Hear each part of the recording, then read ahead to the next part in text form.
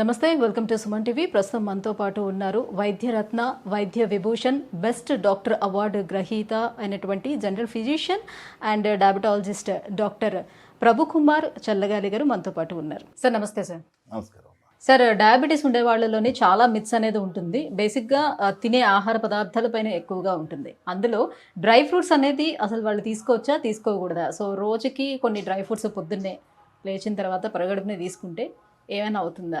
తినచ్చా తినకూడదా? జనరల్గా మనం చూస్తే డ్రై ఫ్రూట్స్ అద్భుతమైనటువంటి ఆహార పదార్థాలు. డ్రై ఫ్రూట్స్, బాదం పప్పు. మేము షెడ్యూల్లో కూడా డయాబెటిక్ పేషెంట్స్కి రోజు ఆల్మండ్స్ బాదం పప్పు తినమని చెప్తాం. బాదం పప్పు కానివ్వండి, పిస్తా పప్పు కానివ్వండి, అప్పుడప్పుడు కొంచెం క్యాష్యూ నట్స్ కానివ్వండి, ఇతర ఆహార పదార్థాలన్నీ కవర్ చేయమని చెప్తామండి. డ్రై ఫ్రూట్స్, రకరకాల డ్రై ఫ్రూట్స్ ఉన్నాయి. క్యాష్యూ నట్స్లో ట్రైగ్లిజరైడ్స్ పెరిగే అవకాశం ఉంది, ఎల్డిఎల్ పెరిగే అవకాశం. దాన్ని ఏమంటారు? బాదం పప్పు. ఇదేమో ఆల్మండ్స్ అంటే బాదం పప్పు, జీడిపప్పు. జీడిపప్పులో కొంచెం సమస్య. పిస్తా పప్పు ఉంది, తర్వాత ద్రాక్ష, ఖర్జూర్. వీటన్నిటిలో చాలా శ్రేష్టమైనటువంటి ద్రాక్ష తీసుకోవచ్చా సార్? ద్రాక్ష కూడా తీసుకోవచ్చు. అంటే అది కూడా తీగా ఉంటుంది. అంటే వీటన్నిటిలో కూడా ఒకటేనండి, హెచ్బిఏవన్సీ. అన్ని డిసైడ్ చేసే ఫ్యాక్టర్ హెచ్బిఏవన్సీ. హెచ్బిఏవన్సీ అంటే 3 నెలల షుగర్ పరీక్ష. మన ఆర్బీసీస్ 120 రోజులు చచ్చిపోతాయి కాబట్టి 120 రోజులకి క్యాలిక్యులేట్ చేసుకుంటుంది అనమాట హెచ్బిఏవన్సీ. గ్లైకేటెడ్ హిమోగ్లోబిన్ అనమాట. ఇది గ్లైకోసిలేటెడ్ హిమోగ్లోబిన్. ఇది మనకు ఒక స్టాండర్డ్ బెంచ్ మార్క్ టాప్ పరీక్ష అనమాట. ఇది షుగర్ పేషెంట్స్కి మనం దాన్నే ఎక్కువ. ఈ మధ్యలో కొంతమంది 7 దాకా ఓకే కదంటే అమెరికన్ గైడ్లైన్స్ చెప్తున్నాయంటే ఓకే, 7 కూడా ఓకే మాకు. కానీ మీ సమస్య కనుక పెరిగితే, కొంతమందికి 6 నుంచి 7లోనే అతిగా మూత్రం రావటం, ఎక్కువసార్లు యూరిన్ పోసేయటం, ఎక్కువసార్లు నీళ్ళు తాగాలనిపించటం, ఎక్కువసార్లు ఆహారం తినాలనిపించటం, కాలు చేతులు మంటలు పుట్టడం, 7కి వచ్చే లోపల కొంతమంది ఈ లక్షణాలన్నీ వచ్చేస్తున్నాయి, కాంప్లికేషన్స్ అన్నీ. కాబట్టి జాగ్రత్తగా ఉండాలి ఈ విషయాల్లో మనం. సో డ్రై ఫ్రూట్స్ తినటం అన్నది, దీంట్లో omega fatty acids, rich fatty acids ఫిష్లో కూడా ఉంటుంది. అది కార్డ్ లివర్ ఆయిల్. అంటే వరకు నేను చేప మందు వేసుకుంటున్నాను, చేప గుళికల్లాగా కలర్స్లో ఆయిలీ క్యాప్సూల్స్ వేసుకుంటారు. ఒమేగా ఫ్యాటీ యాసిడ్స్ మనకి చాలా మంచిది. గుడ్ ఫ్యాట్స్ పెరగడానికి, హెచ్డిఎల్ పెరగడానికి. హెచ్డిఎల్ ఎప్పుడు 40 నుంచి 60 పైన ఉండొచ్చు, 60 దాకా ఉండొచ్చు హెచ్డిఎల్. ఎల్డిఎల్ ఎప్పుడు లోలోనే ఉండాలి, 100 లోపల ఉండాలి ఎల్డిఎల్. ఈ లో డెన్సిటీ లిపిడ్స్ తోటే మనకు గుండె జబ్బులు వచ్చేది. విఎల్డిఎల్ తోటే మనకు గుండె జబ్బులు వచ్చేది. ఇంకా మైక్రోజోమల్ లిపిడ్స్ కూడా ఉంటాయి. వాటి వల్లే మనకు గుండె జబ్బులు వచ్చేది, రక్తనాళాల్లో బ్లాకేజ్ వచ్చేది. రక్తనాళాలు అంటే ఏదో చాంతాడని ఎందులో ట్యూబుల్లో ఉండవండి. ప్రధానమైనటువంటి రక్తనాళాలు లావుగా ఉంటాయి, మిగతా అన్నీ సన్నగా ఉంటాయి, చిన్నగా ఉంటాయి. ఇంకా పెద్ద వయసు వచ్చే వాళ్ళకి ఇంకా స్ట్రింక్ అయిపోతూ ఉంటాయి, ఇక్కడ డ్యామేజ్ వస్తూ ఉంటుంది. సో అందుకనే మనం ఒమేగా ఫ్యాటీ యాసిడ్స్, బ్రెయిన్ కూడా బాగా పనిచేయాలంటే omega fatty acids rich foods తీసుకోమని చెప్తుంటాం. అట్లాగే అవిసె గింజల్లో ఎక్కువ ఉంటుంది, అవిసె గింజలు తినమని చెప్తుంటాం. తర్వాత చియా సీడ్స్లో ఉంటుంది, చియా సీడ్స్ తినమని చెప్తుంటాం. అంటే మనకి తక్కువ రేట్లో దొరికేవి వాటిని చూసుకోవచ్చు, సబ్జా గింజల్లో కూడా దొరుకుతుంది, వాటిని చూసుకోవచ్చు. ఎక్కువ రేటు మనం ఇంకా హై ఎండ్ క్వాలిటీ జీవిద్దాం అంటే హై ఎండ్ చూసుకోవచ్చు. ఇప్పుడు chia seeds costly. Chia seeds రోజు కొంచెం తాగితే 2 చెంచాలు వేసుకొని బాగుంటుంది. మాకు మెడికల్ రేపులు ఇస్తారు కాబట్టి మేము ఫ్రీగా తాగుతుంటాం. చెప్పడం ఈజీయే, ఇవన్నీ కూడా ఆచరించడం కష్టం. డ్రై ఫ్రూట్స్ కేజీ 600-700 800 ఉంటుంటాయి. చెప్పడం ఈజీయే కానీ కొనటం కష్టం. సో అంటే క్వాలిటీ ఆఫ్ లైఫ్ పెంచుకోవాలంటే ఇవన్నీ చేసుకోవచ్చు అండి. డ్రై ఫ్రూట్స్ తింటే చాలా మంచిది ఆరోగ్యానికి. ఇదివరకు ఉన్నటువంటి నిజామ్స్ అందరూ కూడా ఈ డ్రై ఫ్రూట్స్ బాగా తిని ఎరెక్టైల్ డిస్ఫంక్షన్ రాకుండా జాగ్రత్తలు పడేవాళ్ళనేటువంటి నానుడు కూడా ఉందన్నమాట. సో డ్రై ఫ్రూట్స్లో అనేకమైనటువంటి సుగుణాలు ఉన్నాయి. సో తీసుకోమన్నారు కరెక్టే, కానీ వాటికి కూడా ఇంత మోతాదులోనే హ్యాండ్ఫుల్ తీసుకోవాలమ్మా. ఎవరి హ్యాండ్ ఉందంత అంత హ్యాండ్ఫుల్ తీసుకోవాలి. మన హ్యాండ్ఫుల్ తీసుకోవచ్చు ఈజీగా.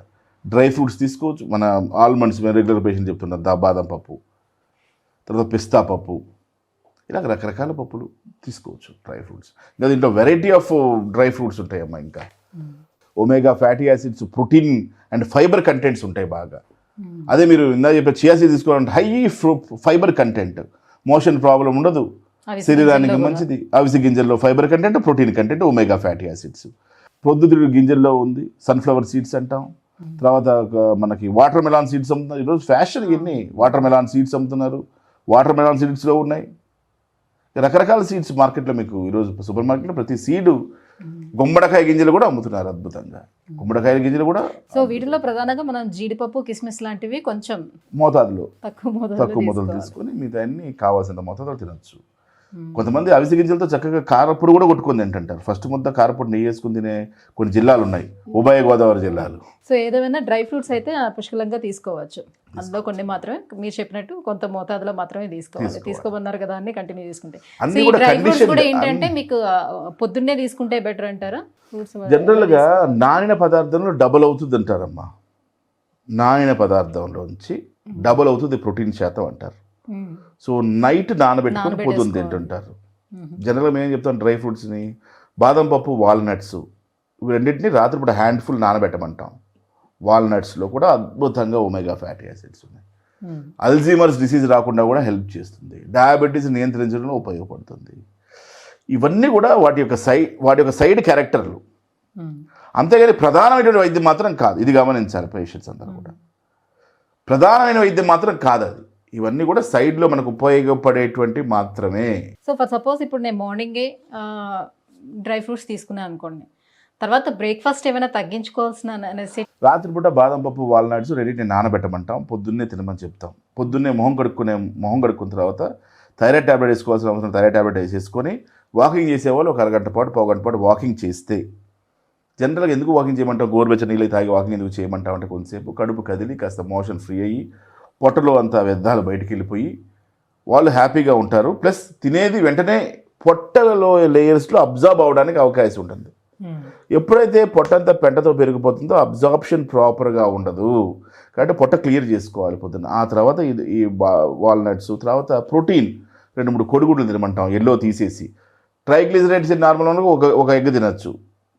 మిగతా వాళ్ళందరూ కూడా ఓన్లీ వైట్స్ తీసుకోవాలి. ఒక 3-4 వైట్స్ తీసుకుంటే ప్రోటీన్. తర్వాత లైట్ బ్రేక్ఫాస్ట్ 2 ఇడ్లీయో ఏదో తినే అలవాటు ఉన్న వాళ్ళకి 2 ఇడ్లీయో, చిన్నపాటి దోశ, కొర్ర దోశలు. ఈ మధ్య మిల్లెట్స్ కూడా ఫ్యాషన్ కాబట్టి మిల్లెట్స్ తోటి దోశలు ఉన్నాయి. ఈరోజు ఓదల ఇడ్లీలు ఉన్నాయి.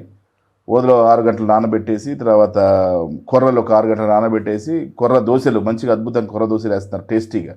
మనకి మినపప్పు దోశలు ఎలా ఉన్నాయి అలా ఉంటున్నాయి కూడా. సో అలాంటి దోశలు తింటున్నారు. పొద్దున్న బ్రేక్ఫాస్ట్లో తినచ్చు. నేను చెప్పినవి తినేసి కోడిగుడ్లు, రాగి మాల్టు ఇవన్నీ తాగేసి దోశలు తింటాను, 6 ఇడ్లీలు తింటానంటే కుదరదు. ఆల్రెడీ మీ బ్రేక్ఫాస్ట్ ఆల్మోస్ట్ అయిపోయింది.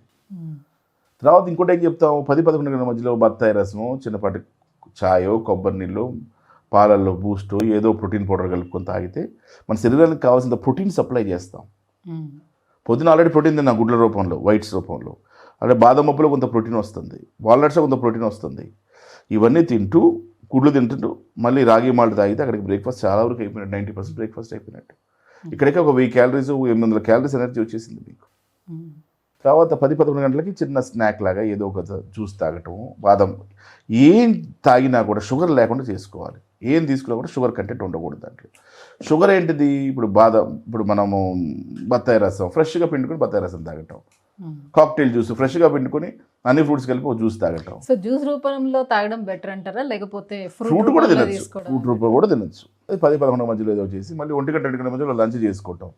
ఒక కీర, ఒక క్యారెట్, ఒక ఎర్ర ఉల్లిపాయ, 4 చిన్న ఉల్లిపాయలు, ఒక ఎర్ర టమాటో. ఒక కీర, ఒక క్యారెట్, ఒక ఎర్ర ఉల్లిపాయ, 4 చిన్న ఉల్లిపాయలు, ఒక ఎర్ర టమాటో. 5టిని సలాడ్లా కట్ చేసుకొని పొద్దున్నే సాయంత్రం దాకా ఎన్నిసార్లు తినచ్చు. దీంట్లో హై ప్రోటీన్ ఉంటుంది, హై మినరల్స్ ఉంటాయి, న్యూట్రియంట్స్ ఉంటాయి. మీకు కావాల్సినటువంటి ఎనర్జీ వస్తుంది, ఆకలి వేయకుండా ఉంటుంది. అది లంచ్ ముందు తినచ్చు. సలాడ్ లాగా అందరు తింటుంటారు కదండి, అట్లా అది సలాడ్ తినచ్చు. మళ్ళీ సాయంత్రం కూడా తినచ్చు. మళ్ళీ రోజు తింటే బోరు కొడుతుంది కదా, ఒక రోజు నిమ్మకాయ పిండుకోవచ్చు, ఒక రోజు విటమిన్ సి నిమ్మకాయ పిండుకోవచ్చు, బ్లాక్ పెప్పర్, వైట్ పెప్పర్, కొంచెం లైట్గా సాల్ట్. మరి సాల్ట్ ఎక్కువ కాకుండా. All whites are not good, కొన్ని వైట్సే good. Sugar white, maida white, salt white, hyper tension.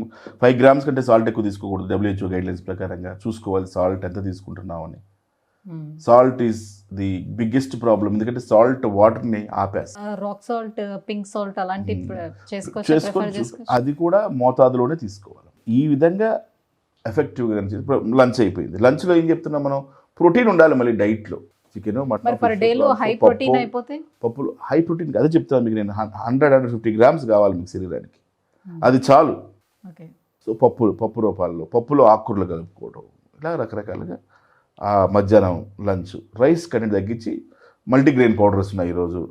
రాగులు, జొన్నలు, సజ్జలు ఇవన్నీ కలిపి పౌడర్స్ తయారు చేస్తున్నారు, లేదు మనం తయారు చేసుకోవచ్చు. గోధుమలో కూడా సేమ్ క్వాంటిటీ ఆఫ్ షుగర్ వస్తుందని రీసెర్చ్లో చెప్పారు. గోధుమ రొట్టెలో కూడా సేమ్ కైండ్ ఆఫ్ షుగర్ వస్తుందని రీసెర్చ్ చెప్పారు. కాబట్టి అన్నం తింటే ఒకటే, రొట్టె తిన్నా ఒకటే. కాబట్టి మల్టీగ్రెయిన్ పౌడర్ రొట్టెలు తినమని చెప్తున్నాం. సో లంచ్ అయిపోయింది. దీంట్లో కూడా ఏదో ప్రోటీన్ కంటెంట్ ఉండేది చూసుకుంటే భోజనం చేయండి.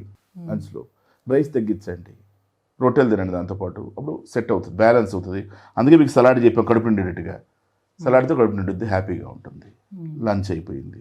4-5 గంటల కింద చెప్పాను కదా మీకు నేను గింజలు, కుకుంబర్ సీడ్స్ అని, ఆ సీడ్స్ అని, మన అవిసె గింజలు అని, తర్వాత కుకుంబర్ సీడ్స్ అని, తర్వాత గుమ్మడికాయ విత్తనాలని, ఇలా రకరకాల విత్తనాలు ఉన్నాయి. 4-5 గంటలకు ఆ విత్తనాలు వేయించుకొని తినచ్చు, ఉప్పు కారం కలుపుకొని తినచ్చు, రకరకాల తినచ్చు. దాన్ని కూడా ఆ గింజలు తింటారు 4-5 గంటలకి. సాయంత్రం 7-8 గంటలకి మళ్ళీ అంత ప్రోటీన్ తోటి ఒక 2 చపాతీలు తింటే, చపాతీ అంటే ఇన్ ద సెన్స్ మల్టీగ్రెయిన్ పౌడర్తో, పప్పుతోటో, ఇంకో కర్రీతోటో, పప్పు గింజ, దాంతో మష్రూమ్స్ వేపుడుతోటో, ఏదో రకాలుగా మనకు కావాల్సిన 6-7 గంటల లోపల ఫినిష్ చేసేసుకోవటం. ఇలా గనక మనం డైట్ ఫిక్స్ చేసుకుంటే కనుక తప్పకుండా అద్భుతమైన రిజల్ట్స్ వస్తాయి. అన్నీ తినచ్చు. డ్రై ఫ్రూట్స్ కవర్ అవుతున్నాయి, దీంట్లో అన్ని ఫ్రూట్స్ కవర్ అవుతున్నాయి, ఫుడ్స్ కవర్ అవుతున్నాయి. రాత్రి కావాలంటే ఇందా నేను చెప్పిన ఫ్రూట్స్ లిస్ట్ ఇందా అందులో ఫ్రూట్స్ అన్నీ తినచ్చు. నేను వద్దరై తప్పించి తింటే చక్కగా ఇవన్నీ కవర్ చేసుకుంటే అద్భుతంగా ఈ మీకు లిస్ట్లో వర్కౌట్ అయిపోయింది. Thank you so much sir. Diabetic వాళ్ళకి ఎలాంటి డైట్ ఫాలో అయితే మంచిదని విషయాలు తెలియజేస్తుంది. నమస్కారం.